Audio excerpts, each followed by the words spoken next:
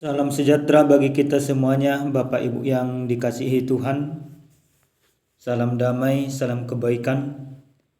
Saat ini kita mempersiapkan hati dan pikiran kita untuk mendengarkan sabda Tuhan. Tetapi kita terlebih dahulu berdoa.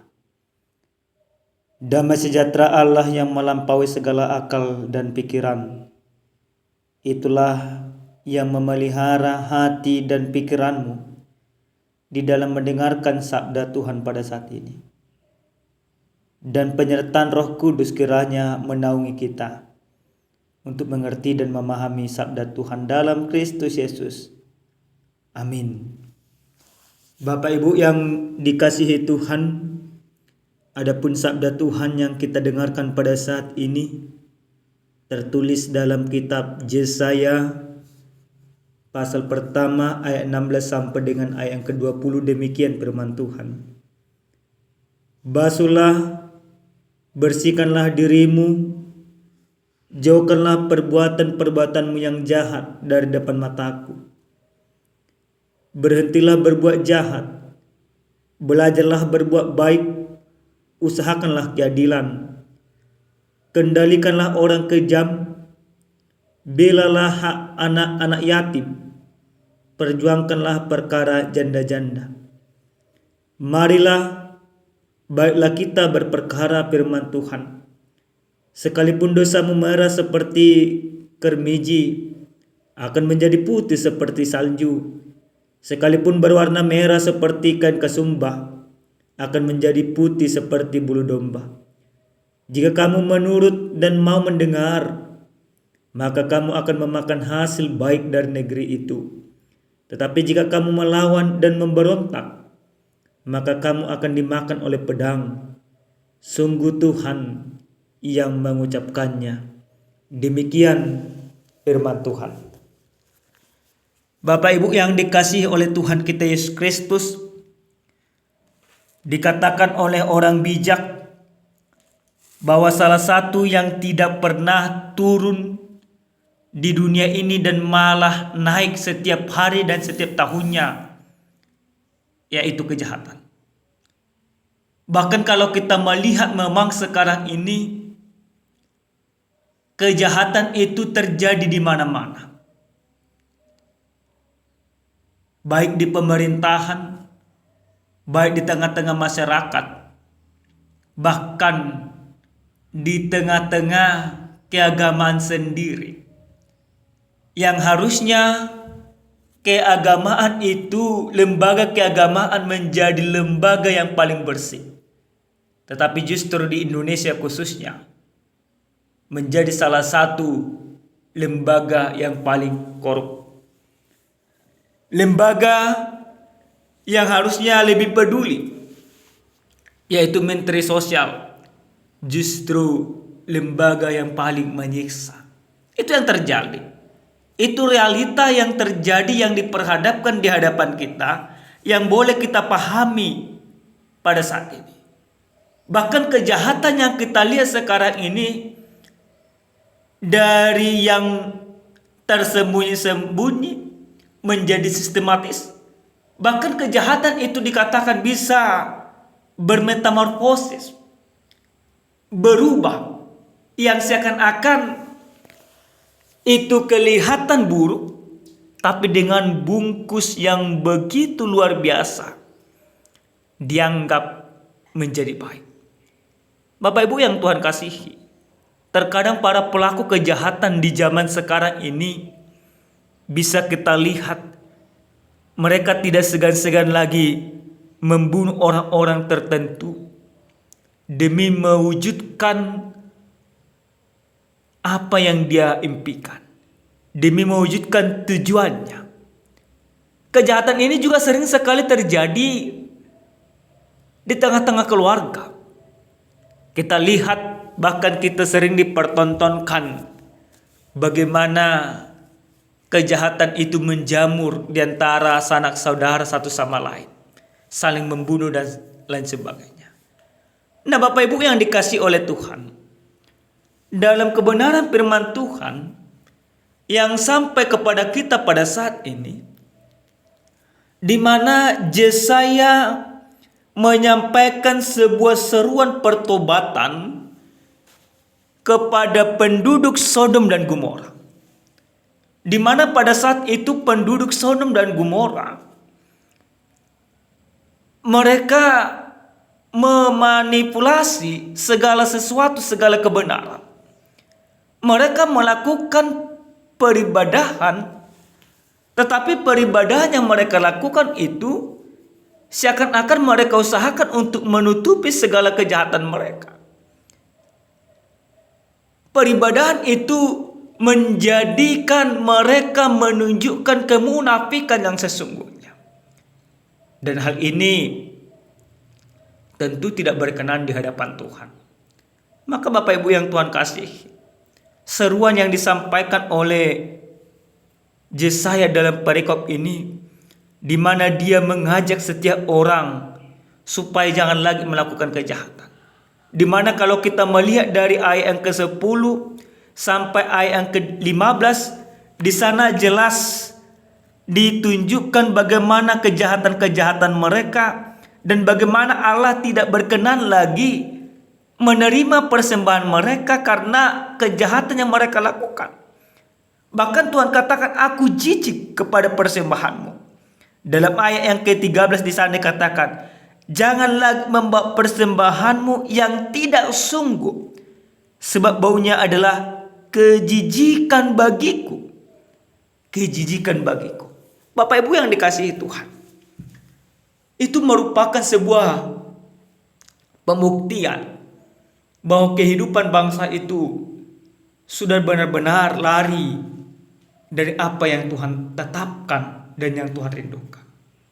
Yang Tuhan rindukan dari bangsa itu, yaitu di mana bangsa itu supaya melakukan pertobatan di dalam kehidupan.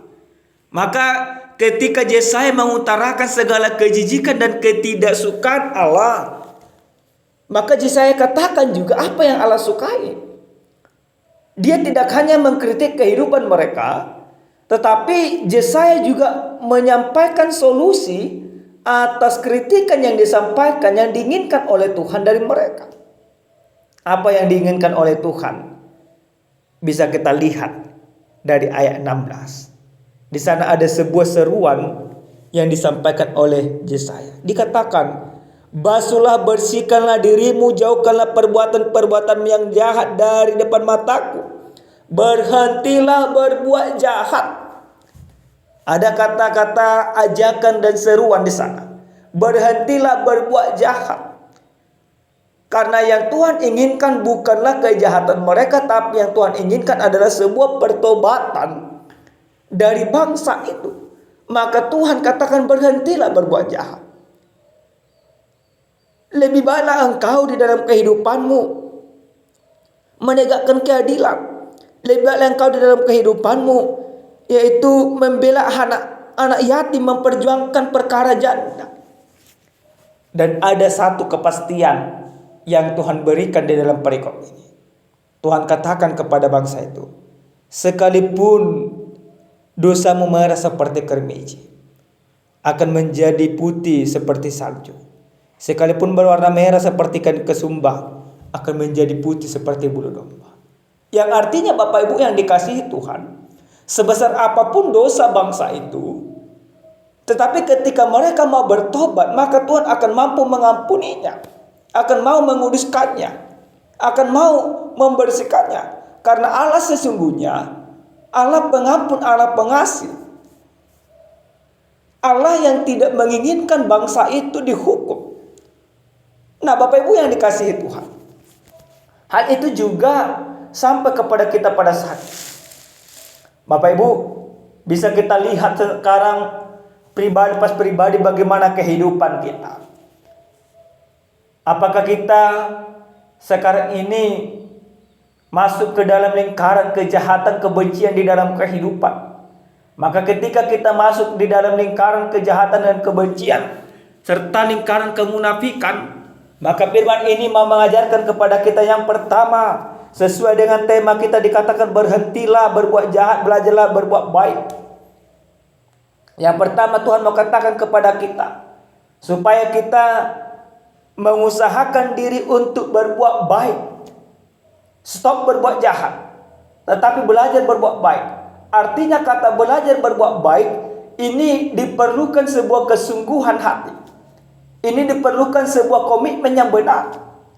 Tanpa ada kesungguhan hati, tanpa ada komitmen yang benar, maka tidak ada satu orang pun di dalam kehidupannya yang mampu berubah, yang mampu bertobat, yang mampu berbuat baik sesuai dengan yang Tuhan kehendaki di dalam kehidupan.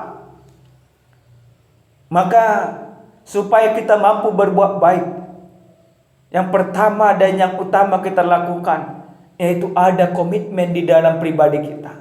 Ada perkataan yang mengatakan di dalam pribadi kita, aku akan berbuat baik sesuai dengan kehendak Tuhan. Karena yang Tuhan kehendaki adalah perbuatan baik sebagai wujud bahwa kita hidup di dalam kasih yang sudah Tuhan nyatakan. Bahwa kita hidup di dalam kasih yang sudah Yesus berikan kepada kita. Bapak Ibu yang dikasihi Tuhan, benar bahwa Kristus mati di kayu salib oleh karena kejahatan kita. Tapi kematian Kristus di kayu salib membuat kesadaran bagi kita bahwa kita yang jahat ini sudah diampuni. Maka yang kedua dari firman ini kita mau diingatkan, kita mau disadarkan. Yang terpenting bagi Tuhan adalah supaya kita mengakui segala dosa dan pelanggaran kita. Firman ini jelas katakan, sekalipun dosamu merah seperti kermiji akan menjadi putih seperti salju. Sekalipun merah seperti ikan kesumba akan menjadi putih seperti bulu domba. Yang artinya Tuhan mau katakan kepada kita Bapak Ibu yang dikasihi Tuhan, bahwa semua dosa dan pelanggaran kita bisa Tuhan ampuni. Tapi dengan konsekuensi kita mau datang kepada Dia. Kita mau mendengarkan Dia. Kita mau memakan hasil yang baik daripada pengorbanan Kristus di dalam kehidupan. Dengan cara apa? Dengan cara meninggalkan segala kehidupan kita yang lama dan masuk ke dalam kehidupan yang baru. Bapak Ibu yang dikasihi Tuhan, dari firman ini yang ketiga kita mau diajak untuk belajar bagaimana orang yang belajar berbuat baik, dia lebih mengutamakan keadilan daripada membawa persembahan yang penuh dengan kemunafikan. Sekarang ini Bapak Ibu yang Tuhan kasih, banyak sekarang terjadi kemunafikan di dalam kehidupan. Datang ke gereja seakan-akan menjadi donatur, tapi hasil daripada sumbangannya adalah hasil daripada kejahatan. Yang Tuhan inginkan dari kita bukan persembahan. Yang Tuhan inginkan dari kita pertobatan. Yang Tuhan inginkan dari kita bagaimana kita menjadi pelaku keadilan. Karena lebih berharga bagi Tuhan manusia yang dikasihinya, manusia yang diselamatkannya, manusia yang ditebusnya menjadi pelaku keadilan daripada memikirkan bagaimana persembahan yang banyak. Yang Tuhan inginkan di dalam kehidupan kita. Dalam kitab Roma pasal 12 ayat 1 juga Tuhan katakan, persembahan yang berkenan kepada Tuhan adalah mempersembahkan hidup kita.